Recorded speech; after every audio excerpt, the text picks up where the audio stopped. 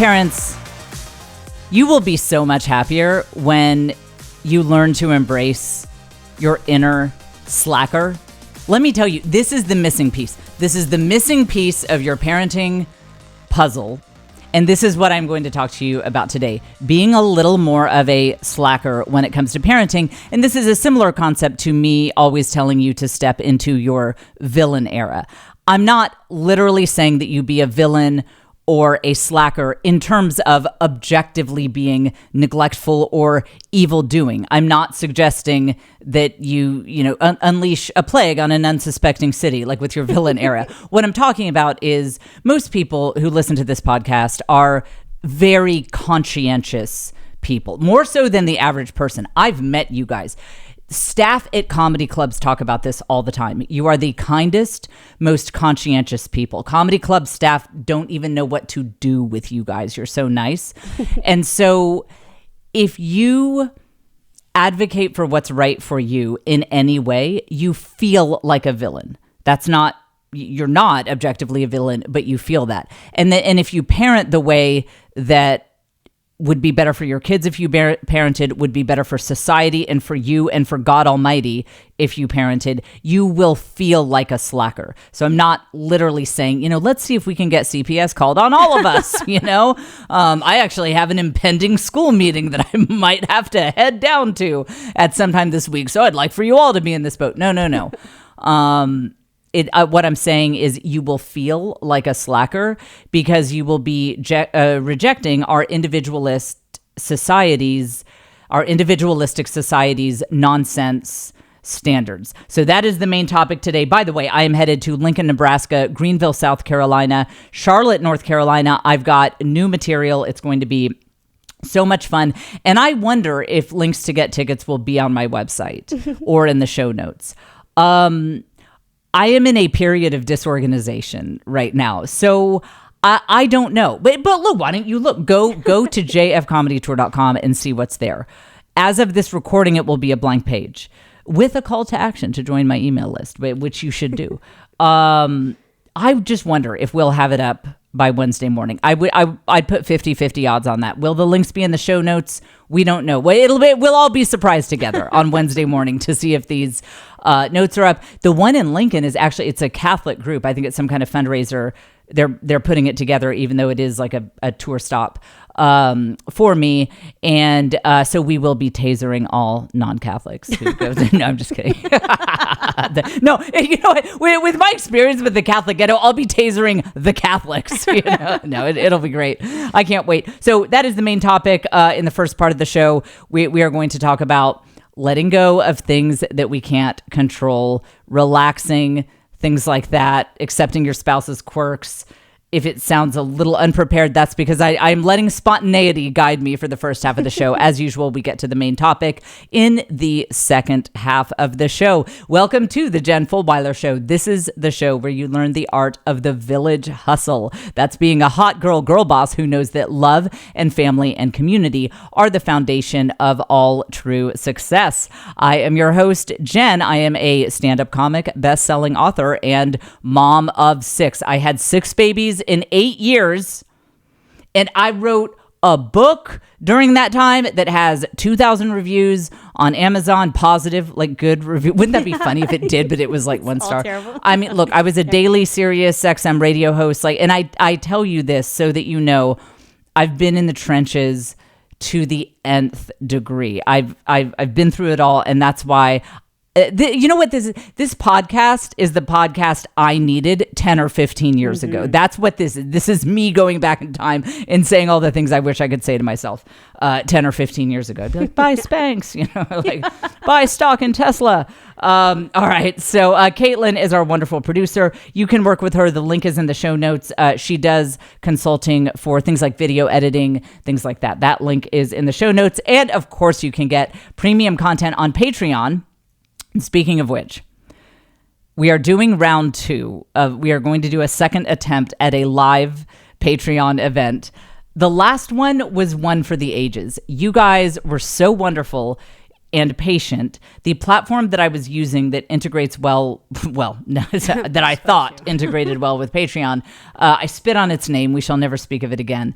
And that did not work at all. And everyone was so patient. And at the very last minute, we switched it over to Zoom, and it was a lot of fun, but we didn't get a recording of it or anything because it was so chaotic. But I think this one will be less chaotic. So we are doing it on April 22nd. Mark your calendars. You can join the Patreon at any time before then, not after then. Won't be able to be part of it, but it will be fun. I'll have a couple drinks. Caitlin will be here. We'll have all the kids running around in the background. So that will be, is that a Monday, Caitlin? Yes, Monday. Okay. Monday, April 22nd. We will do another one. And I mean, surely, like for sure, some kind of chaos will come up because it follows me.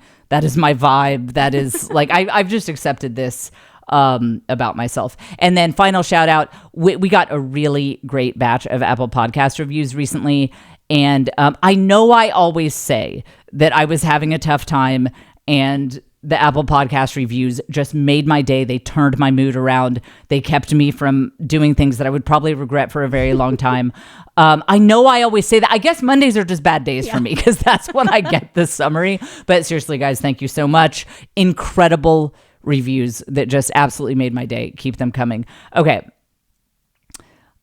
Let me begin. Okay. One of the big things that's on my mind right now is we're a big astronomy family over here. That was, I mean, in my upbringing with my nice atheist family that I grew up in, astronomy was our thing. That was the big way that my father and I bonded. It was just like all astronomy stuff all the time. So to be in the path of totality for a solar eclipse is just a massive deal. No one has ever been more excited about a shadow than me. Seriously, just so exciting. Because it is really just a shadow. There's just a shadow going over me. And I'm very excited about it. No one is more excited about shadows than I am. But, and Caitlin, I don't know if you know this, there will probably be cloud cover for it. And I have hyped this up. It's my son's birthday. It's my youngest son's birthday. And I do feel like there is something symbolic about the fact that my pregnancy with him was the train wreck of all train wrecks. His birth was a train wreck. He was in the neonatal intensive care unit, and that was a train wreck. It was a very chaotic, difficult time. And so it just feels like, I don't know, it's a nice symbolic moment that his 11th birthday is on. We're in the path of totality for an eclipse. But I have been, my whole life has been revolving around this eclipse, and we're in the path of totality, and I think it's going to be cloud cover. But I'm not worrying about it because I'm learning to let go of things I can't control. I've got 99 problems, but an eclipse ain't one. I'm not stressing out about this. And this is something that will be obvious to some of you. And it took me decades upon decades to learn. It took me a very long time to understand that the secret to having any kind of peace in your life is to have a change it or choose it mentality. That I always tell myself that, change it or choose it. So with the eclipse, I was thinking, okay, can I change this? Can I get the sun to rotate differently? Could we do this on a different day? No, I can't. I can't change the trajectory of celestial objects. So can I? Okay, here's the other option. We could go somewhere else. We could drive to a different part of the country that maybe won't have cloud cover. And I did think about that. So could we change that? Could we change our location? Ultimately, I decided no, because I think a lot of people will have that idea. There will be a lot of traffic. And then it's also out of spite. The whole thing that was cool about this is that our house is in the path of totality. So no, I'm not going anywhere else. So it'll just be a cloudy day that suddenly gets dark and nobody knows why. You know, there are probably some homeschooled kids out there who they don't have any access to screens and they won't be able to see the sun. And their parents who super sheltered them won't tell them anything, and suddenly it just gets dark. It's overcast. They're like, "What's going on?" And their parents are like, "That's because you didn't read the Bible today." There's at least one family that it's going to play out like that. One of the conquistadors did that, by the way. That's oldest trick in the book. Was it Cortez? It was somebody. They were giving Cortez. If they weren't Cortez, they were giving Cortez. It might have been him. But some of the local natives were like, hey, we've kind of given you guys enough. Like, we don't know who you white devils are, but we're just kind of like over this. And because the Spanish had wanted a lot of food and resources, and they just kept asking for more. And so the natives were like, yeah, no, we're not. We're cutting you guys off. Enough. And he had his astronomy logs, so he knew that I think in this case it was like I guess it was a lunar eclipse. I don't think it was a solar eclipse. So he knew that a lunar eclipse was coming up, and so he told the guy the I don't know if he was talking to the Aztecs or what, but what the native population. He told them that his god was now so angry at these people that he would make the moon disappear from the sky, and then it happened exactly when he said it would happen, and then he got what he wanted from them. And it's just a shame that we can't do that anymore. Yeah. Not to native population, but just to, some of the people that I have beef with in the comedy scene, they probably don't know an eclipse is coming up, I could be like, I know that you took me off of that show that I was booked on, and the Catholic God is so angry that he is going to make the sun disappear from the sky on Monday. I could probably pull that on some of these people. They do a lot of drugs, so I'm not sure if they're really caught up on the astronomical news. So anyway, I've got 99 problems and an eclipse ain't one. Change it or choose it is the mentality that you should have in life. Meaning, go through your options. Can you change this? And if you can, then go change it. But if you ultimately decide, like I did, that the cost-benefit ratio is not there for the change. Yes, I could somehow get us into the path of an eclipse, but it would be a nightmare. We'd have to take all the kids out of school all day. It would be difficult. So I'm not going to do that. So then you have to act like you chose it. Basically, approach this thing with the attitude as if you actually asked for this. Like, yes, I wanted complete cloud cover for probably the only time in my lifetime that I will live in the path of totality for an eclipse.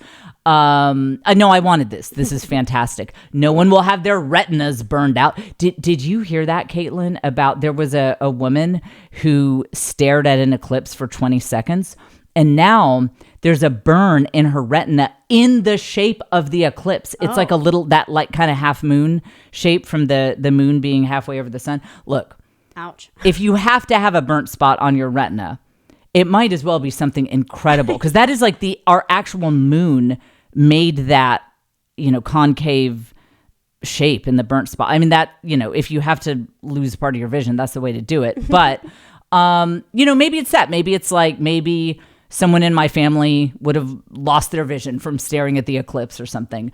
Maybe it'll be cooler. I will say, with cloud cover and a total eclipse, I think it is actually going to get nighttime dark for a few minutes. That'd be fun. And this will be at noon on the day of the eclipse. So at noon, I think it is going to get nighttime dark here in Austin, Texas, especially with the cloud cover. So choose it. No, this is great. I didn't want... Why would you want clear skies for the only eclipse that you will ever live in the path of totality in your lifetime? It's fine. So just remember that. Change it or choose it. Change it or choose it. And just go with that mantra. And you know what? This is, I think, especially important when it comes to things for your kids.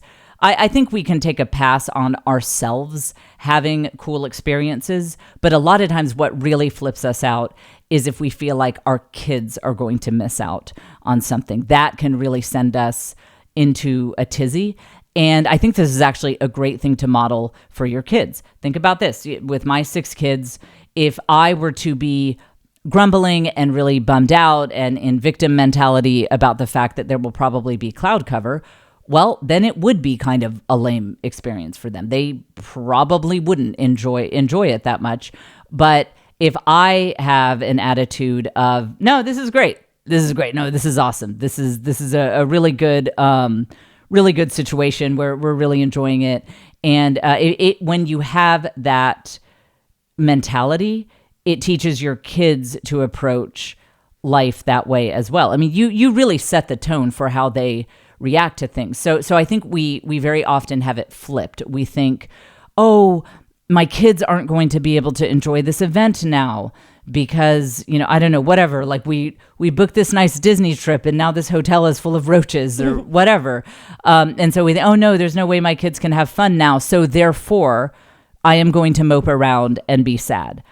What you don't realize is it is your moping around and being sad that is making your kids not have a good time. If you walked into that motel and saw roaches and were like, oh my gosh, free pets. Hey, let's name that one Larry and we can name that one Scout, and like you're naming this is fun. This is great. Oh, and we're saving money by being here. Your kids will probably have a good time. Your reaction to things very much sets the tone for how much of a good time your kids are having. If mom is happy with how things are going and having a good time, most likely the kids will more or less be able to get on board. And yes, I have 4 teenagers living in my house at once. So I know someone out there saying, not with teens. No, with teens also. Well, it's harder. Caitlin, I told them, right, that we sailed from where my husband's boat is docked to an amusement park. And it took 3 hours. And just full disclosure, because I'm always honest with you guys about my advice and how well it works. With the ages 4 to 10 crowd, this advice is rock solid. If mama's having fun, everyone's having fun. With the teen crowd, that can be a little bit of a harder sell. My teen daughter who was with us and her friend who was also, well, actually, no, I had 2 teen daughters. And then each one of them had a friend. So I had 14 girls. And my youngest, who's actually technically 12, she and her friend, the Jedi mind trick work with them. They were like, this is cool. Mom says it's cool to spend 3 hours out on the ocean, rocking in the waves, getting to a place that we could have driven to in 20 minutes. So that's cool. But I will say that my older teen and her teen friend, they wanted to Uber home. They were like, we want out of here. And I had full Jedi mind trick in effect. I was like, this is a once in a lifetime opportunity. This is so cool. Look at all these basic people who are at this amusement park who got here by car. I pity them. Let's pray for them. Sign of the cross. This is just sad that this is their life. And, my daughter was like, yeah, this sucks. Can we Uber? But I will say I was having some consternation on the way back. I definitely talked about this on Patreon, but I think I talked about it here about how we were worried that the motor was going to die in the boat, which is a backup to sailing, and a storm was coming. And so when I'm, teaching myself how to sail, like I'm a 17th century pirate trying to get us to safety ahead of the storm. And I honestly was a little stressed, but I was trying to not just be a fraud and put on a brave face, but honestly connect with what was cool about it. Because obviously kids can sense if you're just being fake. So I was trying to genuinely say, no, it's kind of cool to sail to an amusement park. I mean, come on. And I will say it had a better outcome than if I had been stressed out and moping around. It does elevate the general mood. And then the other thing is, they get over it more quickly. Even if you have some kids who see through your Jedi mind trick and are like, no, we're in a hotel with roaches. Like these are not our pets and there's nothing cool about this. I will say you just constantly inventorying what your family does have in this situation instead of what you don't have. That can make a difference in how quickly they just kind of get past it and move on. That can really, I've noticed that really makes a big difference in just everyone kind of moving on. Caitlin, can I airdrop you some audio to play? So this actually reminds me at the very last minute, we have some late incoming audio here. So this coach, one of the Harbaughs, I think it's Okay, he's with the Ravens. The Ravens coach. Wait, no, not the Ravens. Okay, this is embarrassing. I think it's Jim Harbaugh. Whatever, it doesn't matter. The point is, I think a classic example of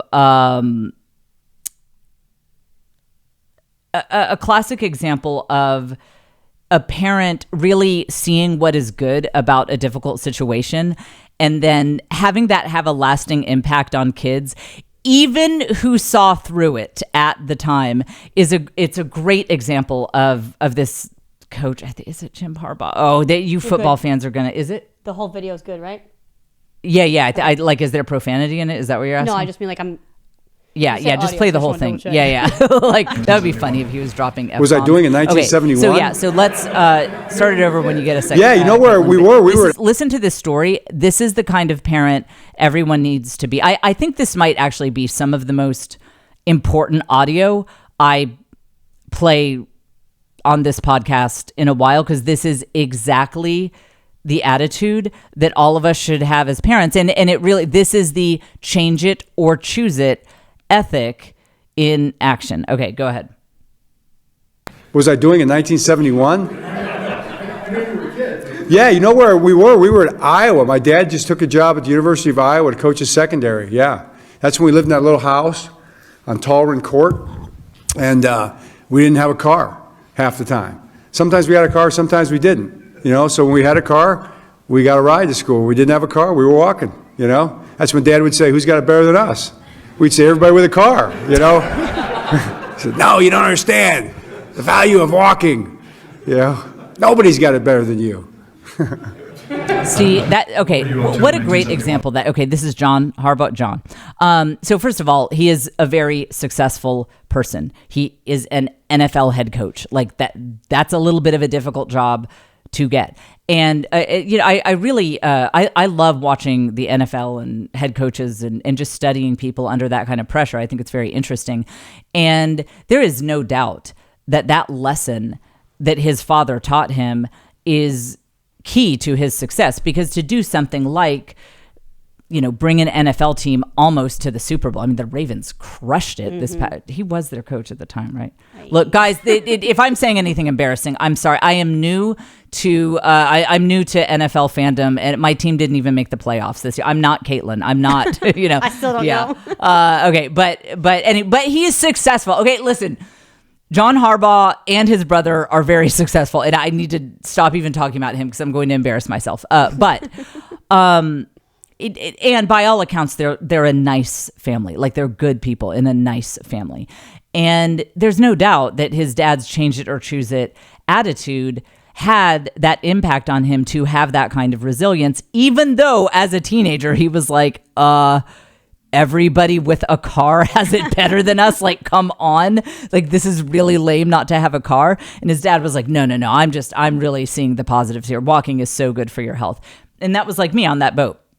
The my older teen who was there, her friend was about to throw up over the side of the boat. And yes, I was tempted to kind of spiral and, this is a terrible idea. My poor precious children and their friends are not having a good time. And I mean, I can catastrophize on an Olympic level. I make catastrophization an Olympic sport. So, I mean, I wouldn't just be like, my kids are not having a good time and this is terrible. It would be like, now we're not going to make it home in time for this storm, and we are all individually going to be struck by lightning, and her friend is going to be throwing up, and then they're going to lose all their friends because they're struck by lightning. They'll survive, but they'll be all crispy afterwards, and then they'll tell all the friends at their school that, like, don't be friends with them because you get struck by lightning when you hang out with them and you vomit on their boats. I mean, I have a creative mind. And I use most of the creativity of my mind to catastrophize about what could go wrong in my life. That's part of the danger of being a creative person.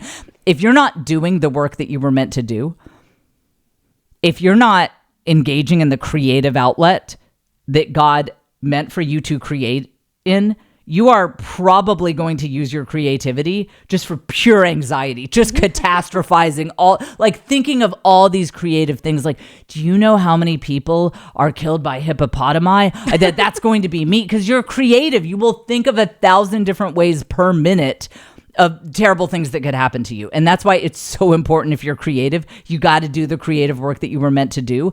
Otherwise, all of that creativity will be channeled into pure, sheer terror, anxiety. That was a great tangent alert. Tangent, but worth it. Okay, so change it or choose it. The eclipse might not end up being the experience that I had imagined, but fine. We won't have any burnt out retinas. It'll be fine. Change it or choose it. Just remember that. Okay, I was thinking about spouses and their quirks. I spent too long debating whether or not to bring this up. Caitlin knows what I'm talking about. Yeah.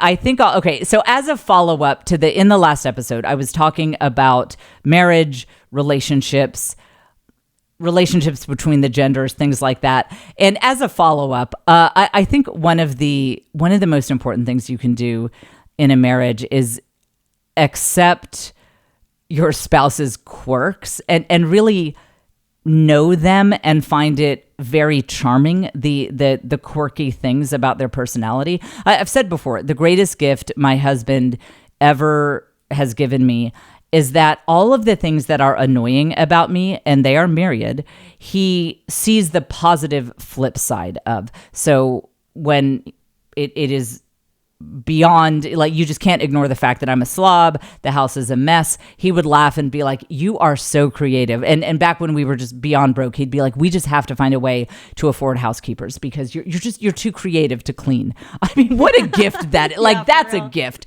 to have a spouse that will see the positive flip side of your quirks. So I try to do that with him too. And he is, Joe is a very like straightforward, kind of analytical type person, but he has a really naive streak. And I just had to tell you guys this. This is a little bit apropos of nothing, but worth saying. And listen, and if you have your young children and grandma in the car, and you are listening to this on the way to church as a preparation to encounter the Lord, just skip the next 5 minutes.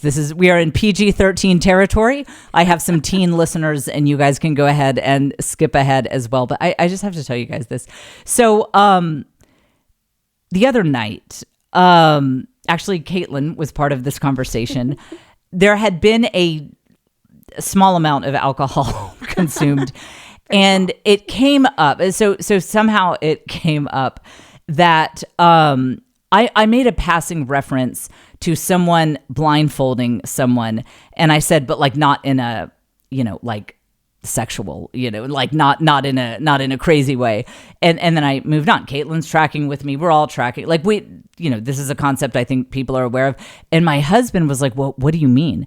And I said, well, some people are like, they do freaky, And he was like, no. And I said, well, there was like literally a poster, like for 50 Shades of Grey, there was a poster where it's like the dude, with like, he's like putting a blindfold and Joe was like, for what? Like for pin the tail on the donkey? Like, what are they, like, what do you think, what are they doing? And he just couldn't imagine. It just floored him. So then, because he is a kind of analytical sort of guy, then he kept thinking about it. And so then the other day he's like, oh, hey, that I'm in on this concept now.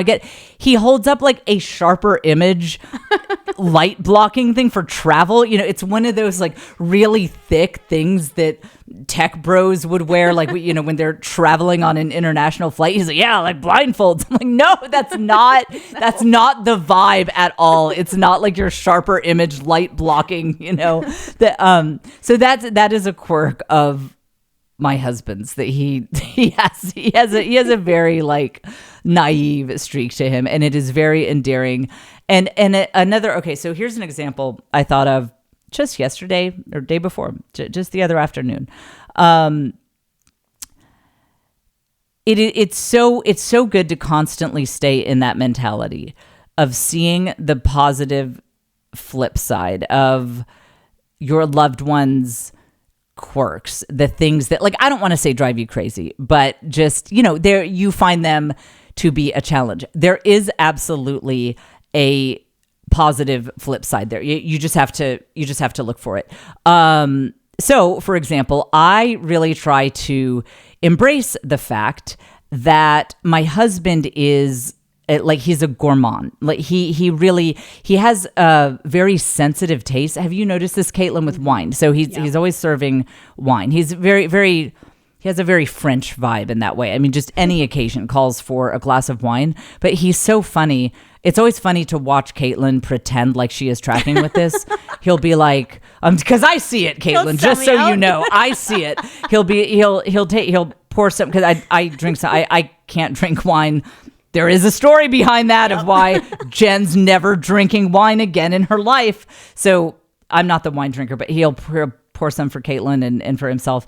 And he'll have a sip and he'll be like, oh, I'm so sorry I served that. The grapes were picked a day late. There's just way too much of a fruit forward sense in it. And I'm like, I mean, you could literally, like, I tell my wines apart based on the picture on the box. Yeah. That is how much of a sommelier. That's the kind of sommelier I would be.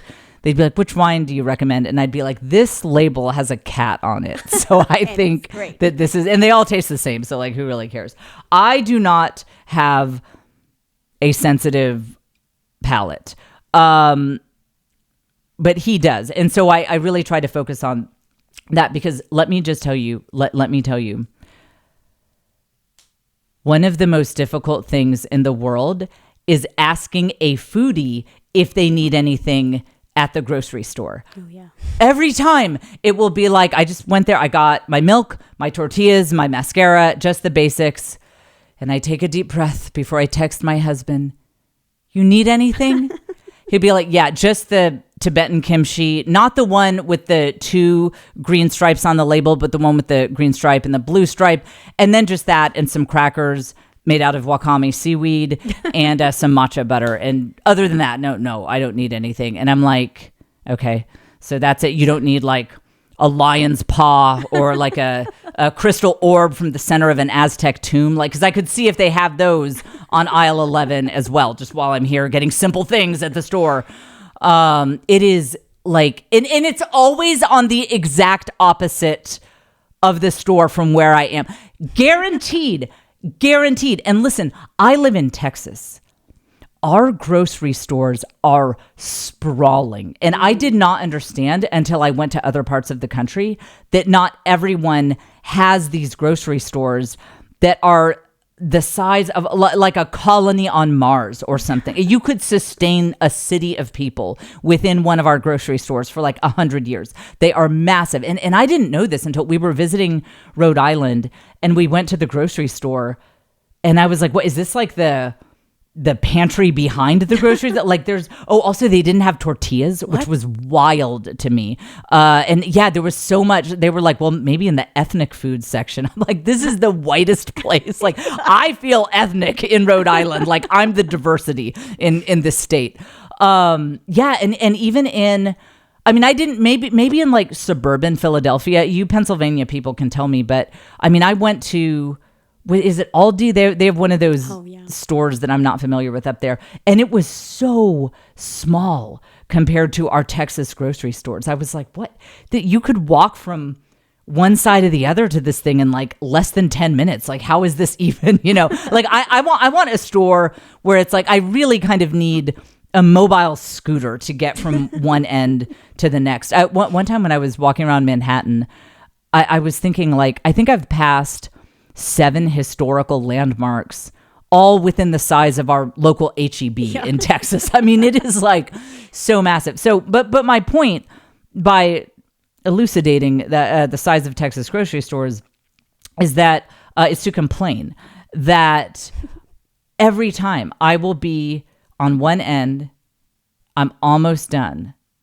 And then my husband's like, oh yeah, that I need the dry kombucha leaves.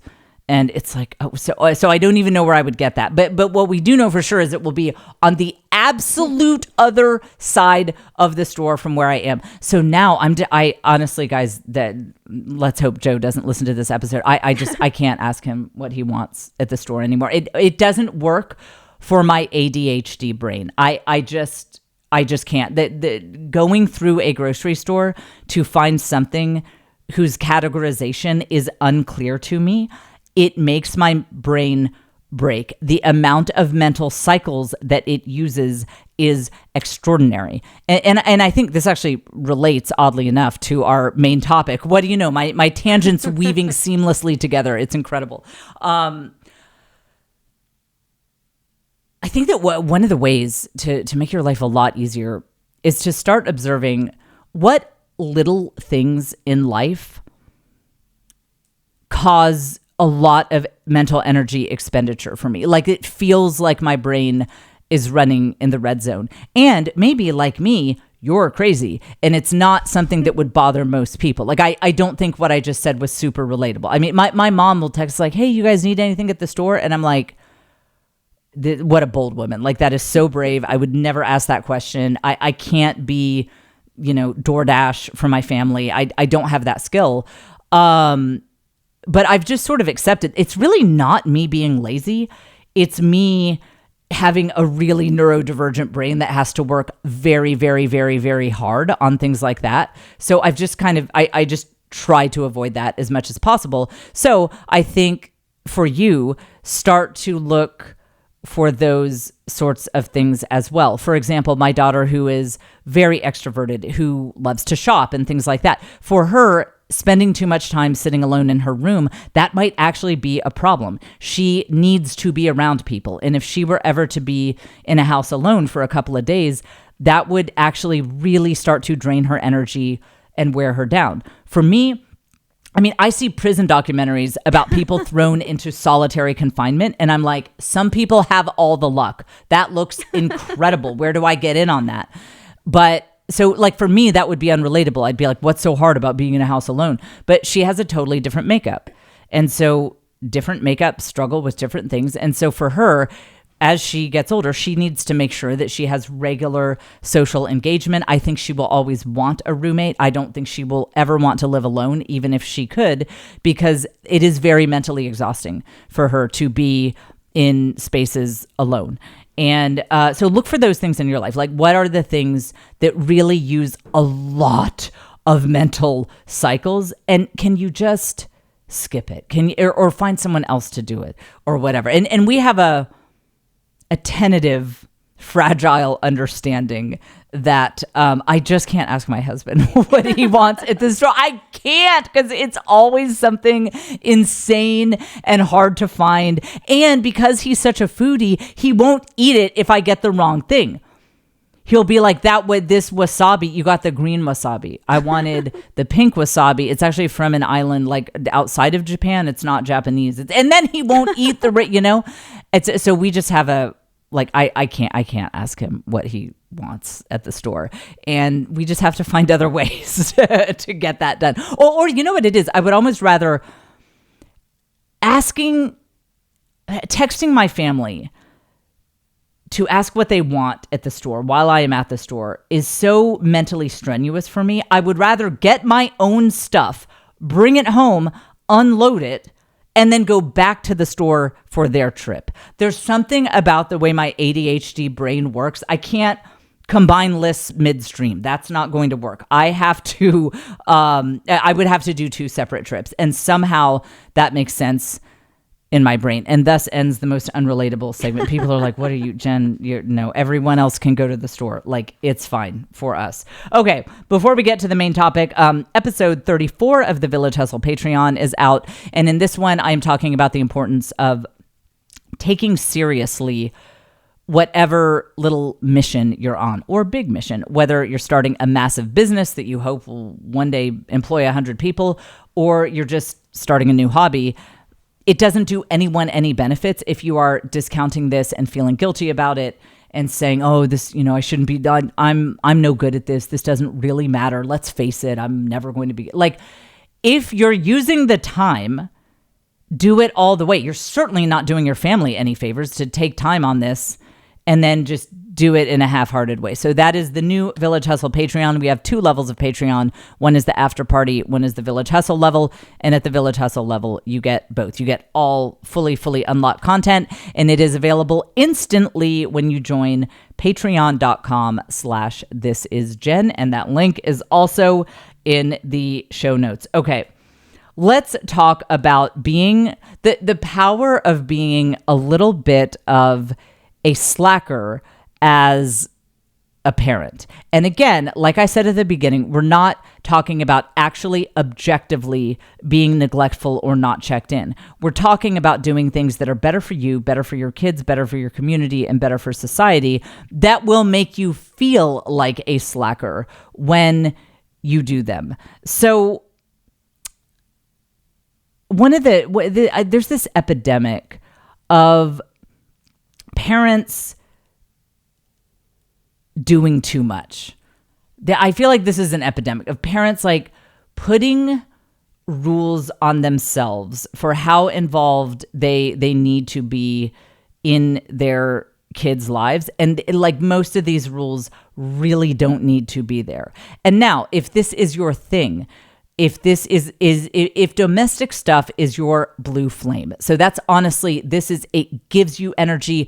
You love it. You love trying out a new breakfast to make sure everyone has a hot breakfast. You love ironing your kids' clothes the night before and setting them all out like Caitlin and I both do. All the time. Can you imagine sending your kids to school with unironed clothes? I know I can't. Joe said the other day he's never seen me use an iron. We've been married 20 years. He has never seen me use an iron. That's true, actually. So if that gives you life, if that breathes life into you and into your family, as blue flames always do, that is the hallmark of a blue flame, is that it gives you energy and it brings more life and love into your village, into your family. So if that is your thing, if your blue flame happens to be in the domestic area, then by all means, do every child's laundry and make sure that it is perfectly crisp and folded and all that. But if it is dragging you down and you are exhausted and you are frustrated and you are in survival mode and you are overwhelmed, I am calling you to blow it up.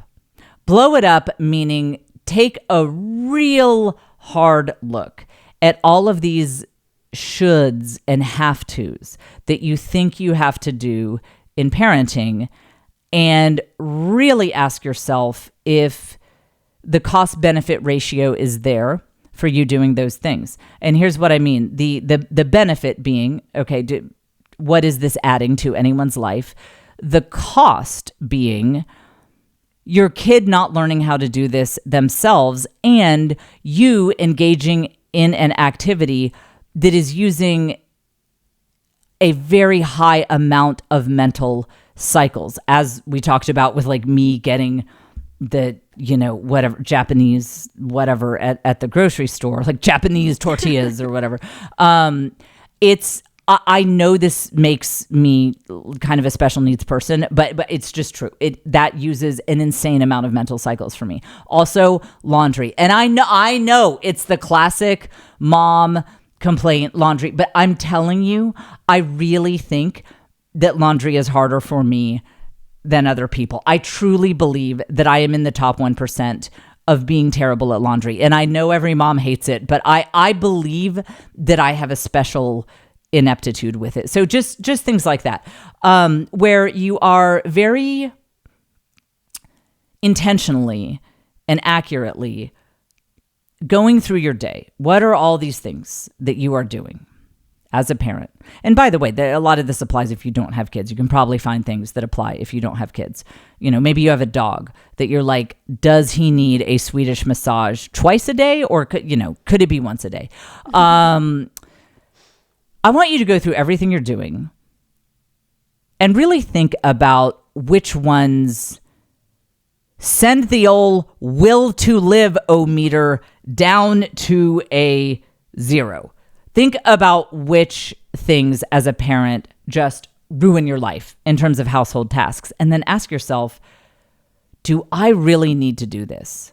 do I really need to do this? Or would it maybe even be better for my kids if I offloaded some responsibility to them and I spent my time doing something that doesn't make my will to live-o-meter drop down below zero?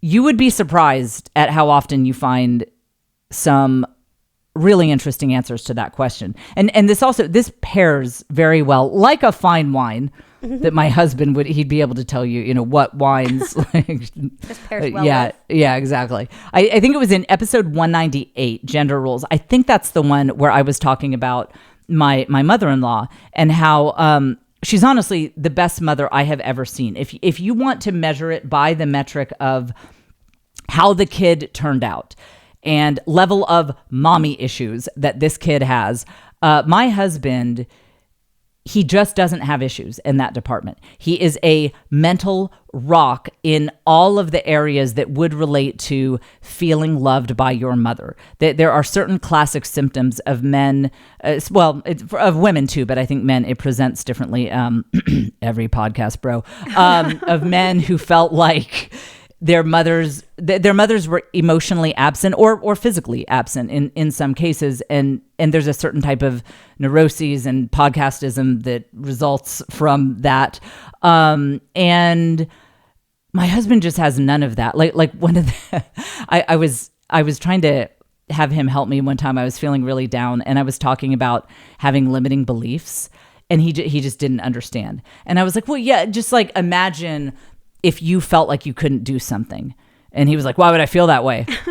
And I said, well, but like if there were like a dream you had that weren't attainable, he's like, well, if I just work hard enough, I could do it. I mean, I'm worthy of any dream I might want to accomplish. And I was like, yeah, but imagine if you didn't feel worthy. And he was like, why wouldn't I be worthy? I'm loved by God and I work hard and I try. I mean, the man doesn't know what it would be like to have low self-esteem. I also tried to have that conversation. I said, some people just don't have confidence. And he said, well, they should just be confident and know that they're great. And I said, yeah, that it does seem like that's how it should work. But actually, some people don't feel like they're great.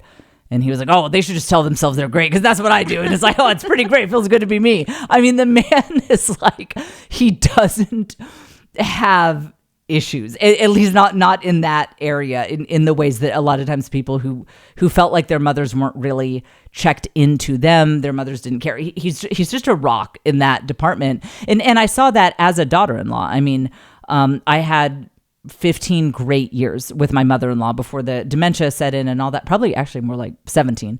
And I felt it. I saw it like, man, when you knew that woman, man, you knew you were loved. You knew you were loved. And just as the cops were at her door to ask about the altercation with her neighbor, and there was, some strange new stain on the floor and some new animal that she had just randomly adopted was running underfoot, she would tell you, like, Jennifer, you're great. You're the best daughter-in-law. I don't know why God bless. Excuse me, officer, 1 second. I just have to tell my daughter-in-law, Jennifer, you are beautiful and you are wonderful. And that was her.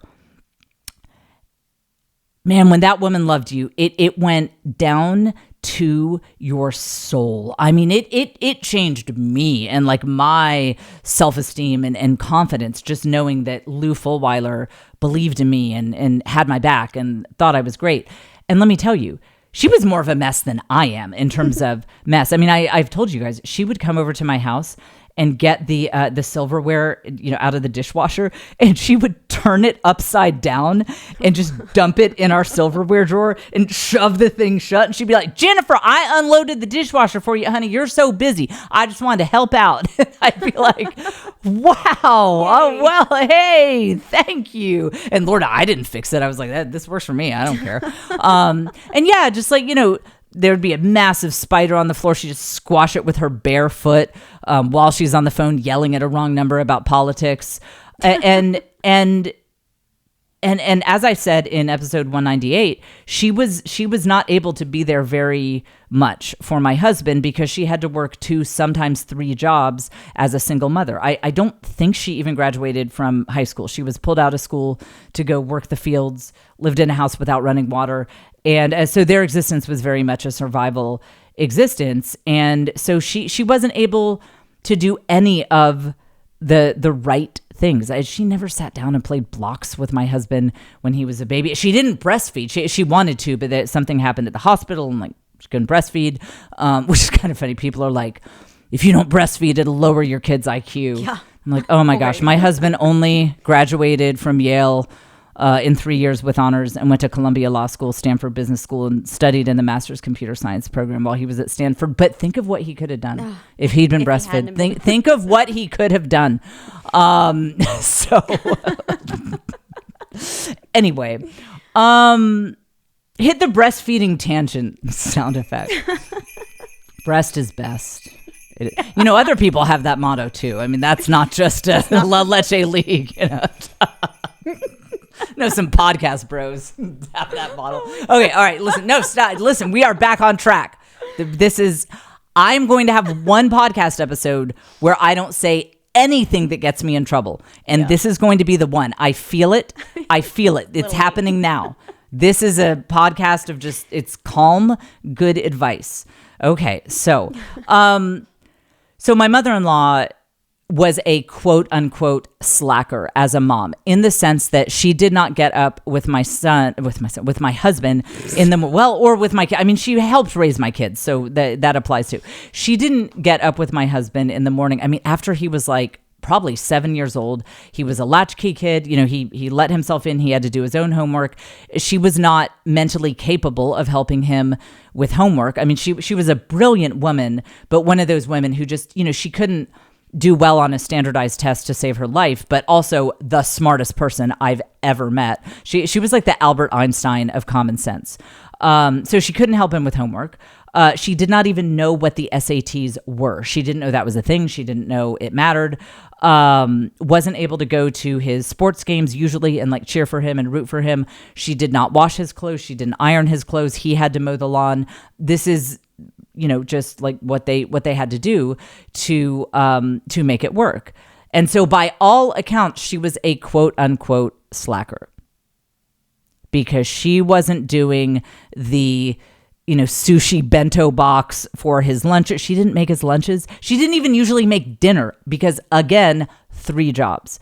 And I think it really matters the spirit in which you do these things. So imagine now, if there is a mom who actually has a lot of domestic skills and is great at that, and let's say they have a trust fund, so no one in this house is working, she's just chilling. And if she has the attitude of, I don't want to do anything for you kids because I'm above that. I'm just, I'm above that and I don't care.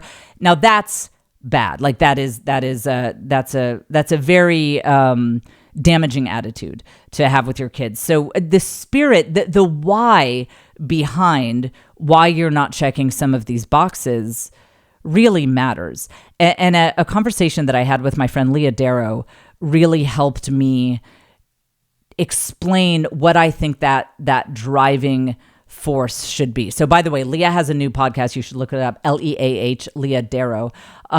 She's like a motivated, like a life coach type person. She is everything that I am not, basically. She's great. So we had a really interesting conversation last week where we talked about how her mom was a classic stay-at-home mom, the Betty Crocker, whole 9 yards, just staying home, focused on the kids.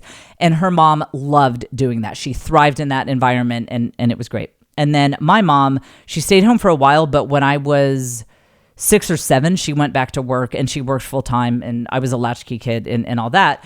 And I was telling Leah that one of my favorite memories from childhood, that it really fills me with warmth and it makes me very happy to think about. It's one of my, like one of these meditation people the other day was like, you need to find your happy place.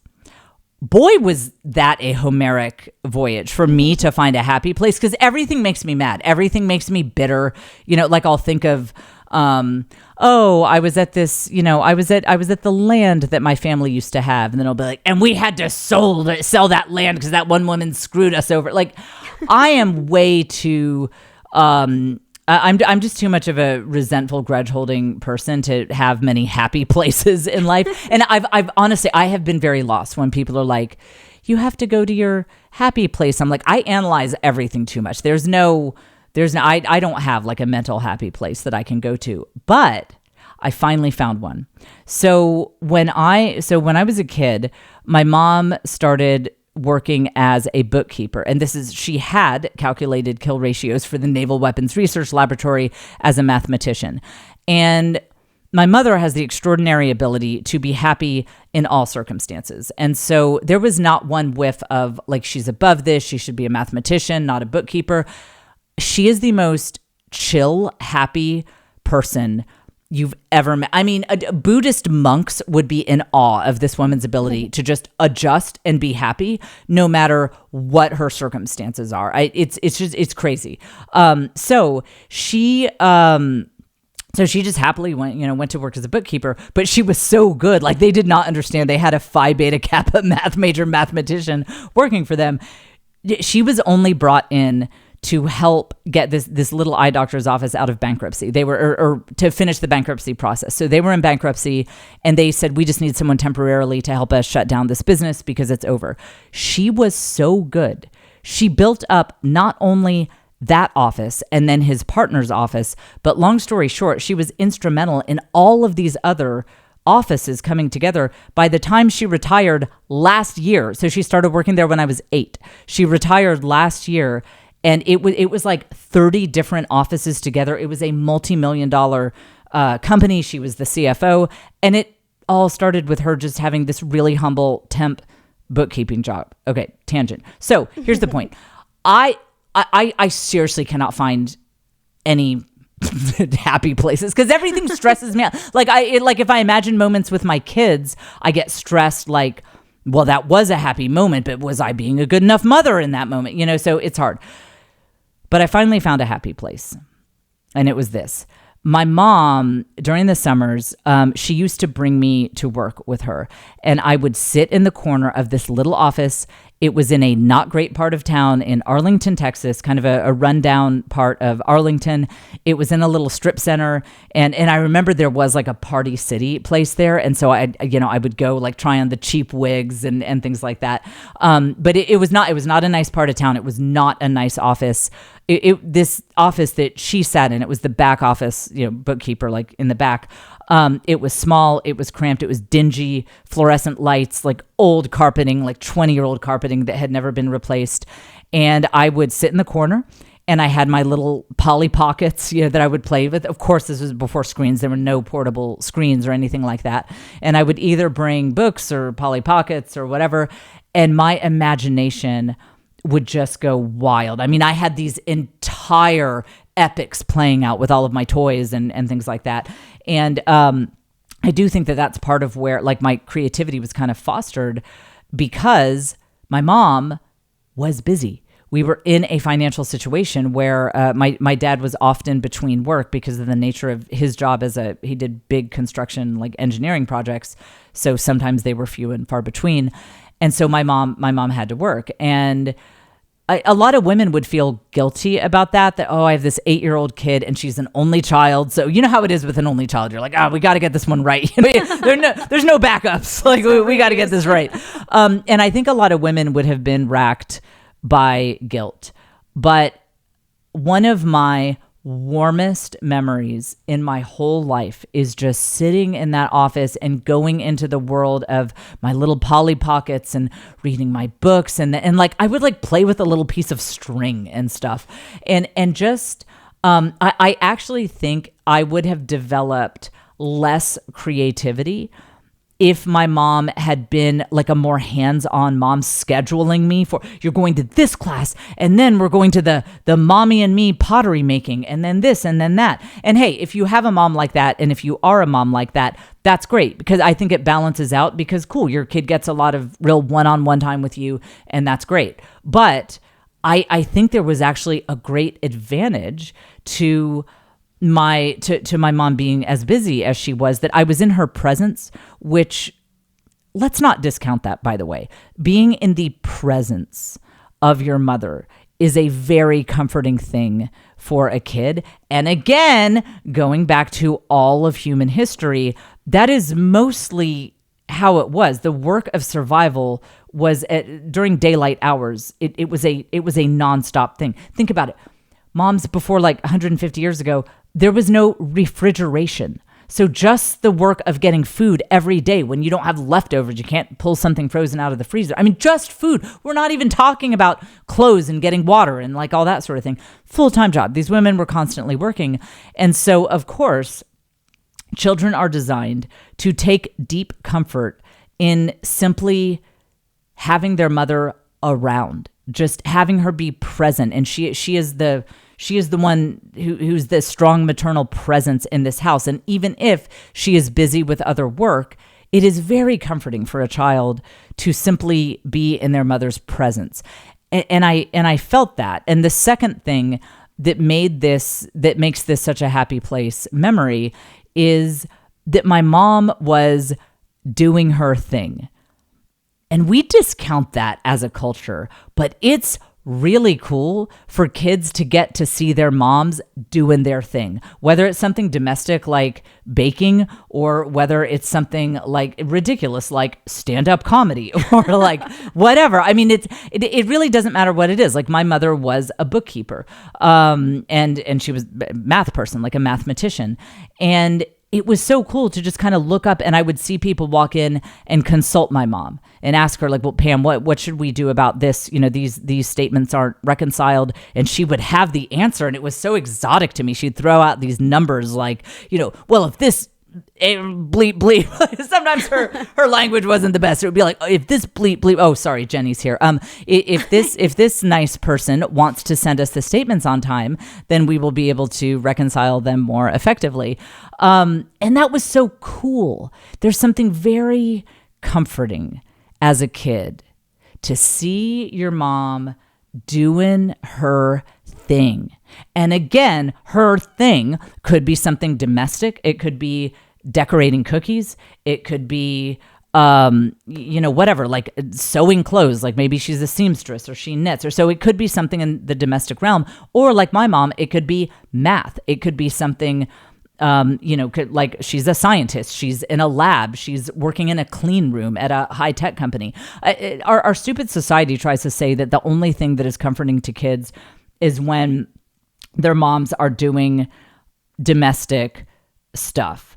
But really, it's I think what's cool for kids is just seeing your mom checked in to that thing that she is good at. Like I one of my friends whose mom was, again, like the consummate stay-at-home mom. It's so funny. He would always brag. He just thought this was so cool that his mom in her neighborhood was known as the one who could get all the stains out. You name a stain. She's, serial killers should have come to her like, hey, I got some blood on this. I mean, anything. She could get anything out. And he just thought that was so cool. He would brag about that. He was like an executive at a tech company, and he would brag about that all the time. Some, $1 million investor would come and spill coffee on his, on his shirt or something. And this guy would be like, oh, that would be nothing for my mom. You don't even understand. She's like a scientist. Like she would get the enzymes in there. That thing would be gone in 5 minutes. He was so proud of that. Why?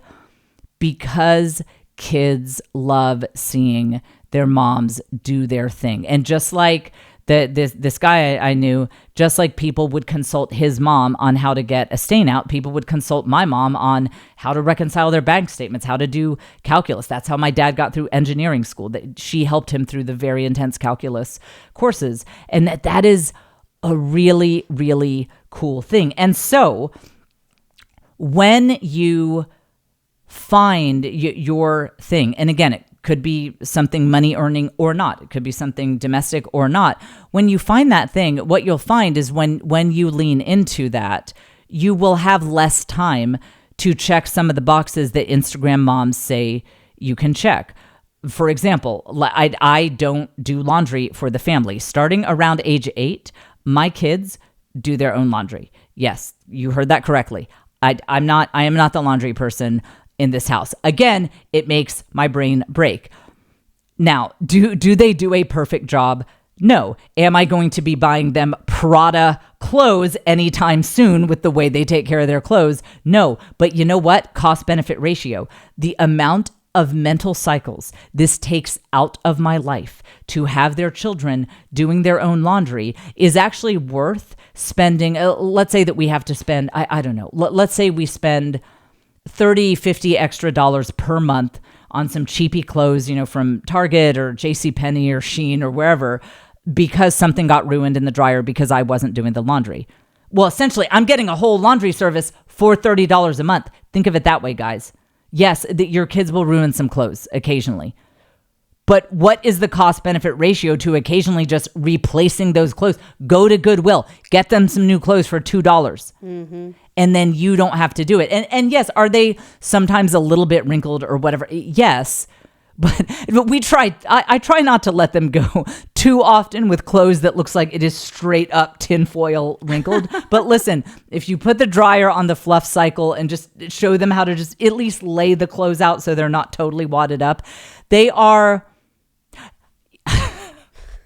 I will not iron, but I have learned how to walk the line of how wrinkly can your clothes, or how wrinkly can your kids' clothes be before the teachers call CPS. That is a line that I've learned how to walk when it comes to laundry in my house. So they're a little wrinkly, but I want to be clear. I would not send my kids to school looking in a way that looks any way neglectful. In all seriousness, that can make them a target for predators, for bullying. Like you don't want your kids to physically look like life is not together at your house. So are my kids' clothes perfect? No. Do they sometimes wear mismatched things that I wouldn't pick out? No. Yes. Yeah. Wait. Yes. They do. And are they a little wrinkly? Yes. But I do want to be clear. I wouldn't let them just walk out of the house wearing, completely trashed stuff. But seriously, starting at like age 8 or 9, guys, your kids can do their own laundry. You need to let go of some control, unless you like doing it. Like my mom likes doing laundry. She genuinely enjoys it. So if you like it, fine, keep doing it. If not, if you can deal with a fair amount of mess, then you can let your kids do their own laundry. And by the way, here's the other thing, is my kids really enjoy it. As with anything, any advice I ever give about what to do or not to do in parenting, there's always the assumption that you're doing this in collaboration and communication with your family and making sure that this makes sense, that the cost-benefit ratio is good for everyone. So it just so happens all my kids like doing their laundry. They see that my mental capacities, I think they're like, yeah, we'll just do it.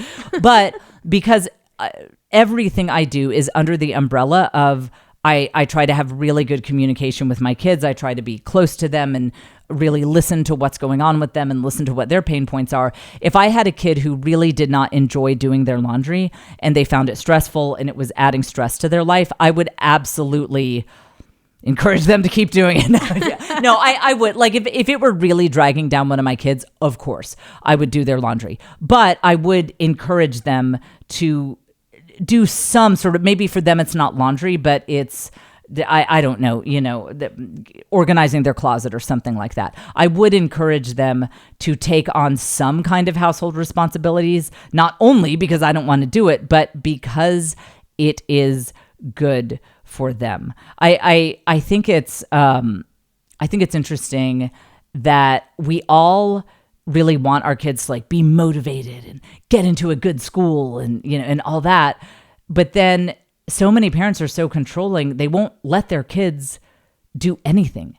They just control every aspect of their kids' lives, and then they wonder why their kids aren't really taking the bulls by the horn. Wait, no, taking the bull by the horns. Got the plural wrong there. They wonder why their kids aren't super motivated when they leave the house, when they go off to college. It's like, well, you did everything for them. You did their chores. You did, you didn't, like, you did their laundry. You helped them with homework.